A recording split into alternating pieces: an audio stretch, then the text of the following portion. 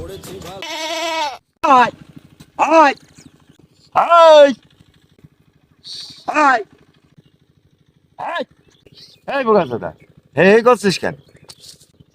এই করছে তা তোর কি? আমার কি মানে? আমারই তো সমস্যা। ওই ছাগলের মালিকের চেহারা খুব সুন্দর, দেখে একটু ভাব জমায় নি যাই কি, তাই তাড়াই দিচ্ছি। আমি তাড়াচ্ছি তা তোর জ্বলছে কেন? ঠিক আছে।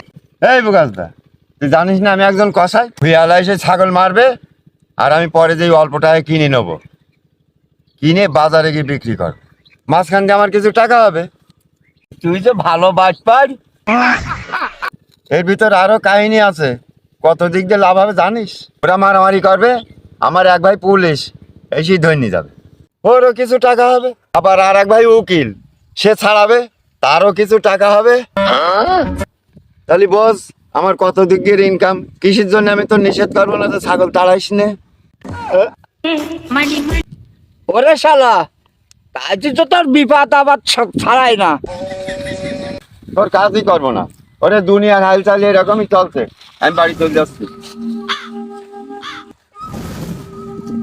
তোর জনের দাম বলো দুবার না, চলে যাচ্ছিস যা।